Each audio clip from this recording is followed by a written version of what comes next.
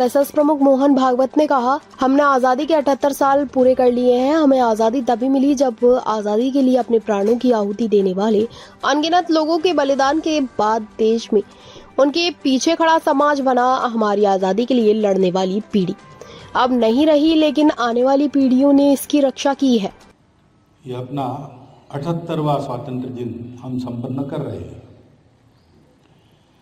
पूरे देश के लिए अपने अपने मन में अभीष्ट चिंतन करने का आज दिन है। लेकिन ये केवल चिंतन करके बात रुकती नहीं। स्वातंत्र्य हमको प्राप्त हुआ तो हम जानते हैं क्या क्या हुआ है। एक लंबा संघर्ष 90 वर्ष का 1857 के बाद चला, तरह तरह के रास्तों से चला। अनेक प्रकार के लोगों ने उसमें हिस्सा लिया। तो हमारे लिए आज भी जो प्रातस्मरणीय प्रेरणादायक ऐसे चरित्र है,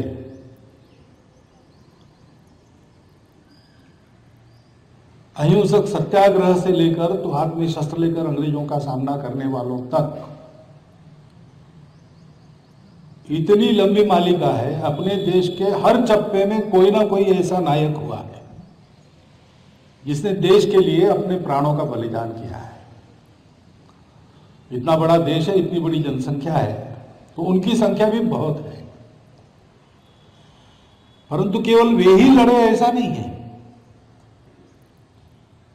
तो सतत चलने वाले इस संघर्ष में सफलता की आशा तब दिखने लगी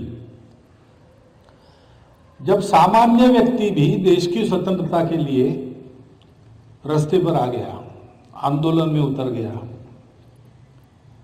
अनेक लोग जेल में गए, बार बार कारावास भुगतने वाले भी बहुत लोग रहे। और जिससे कुछ नहीं बनता वो भी स्नान गृह में दरवाजा बंद करके क्यों न हो, लेकिन वंदे मातरम कहता ही था। शक्ति जिसकी जितनी थी उतना उसने किया, लेकिन सबके मन की बात एक ही थी। और इसलिए देश में इस स्वतंत्रता के लिए बलिदान करने वाला समूह और उनके पीछे पक्का खड़े रहने वाला सामान्य समाज, ये दोनों बातें जब बनी तब हमको स्वतंत्रता प्राप्त होगी। उनका हम स्मरण करते हैं, उनकी पुण्य स्मृति को हम वंदन करते हैं। साथ में यह भी हम समझते हैं कि बड़ी मेहनत से जो स्वतंत्रता हमने पाई, वो पीढ़ी तो चली गई, लेकिन आने वाले पीढ़ियों के ऊपर इस स्वतंत्रता को स्व के रंग में पूर्णतः रंगना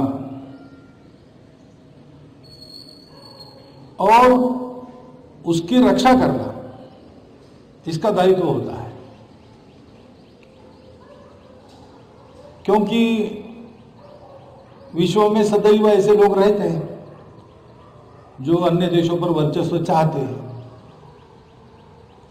उनसे रक्षा भी करनी पड़ती है, सतत सजग रहना पड़ता है।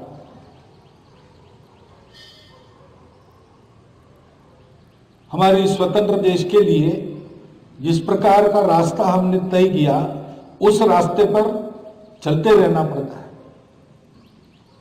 उसके लिए संवैधानिक अनुशासन का पालन करना पड़ता है।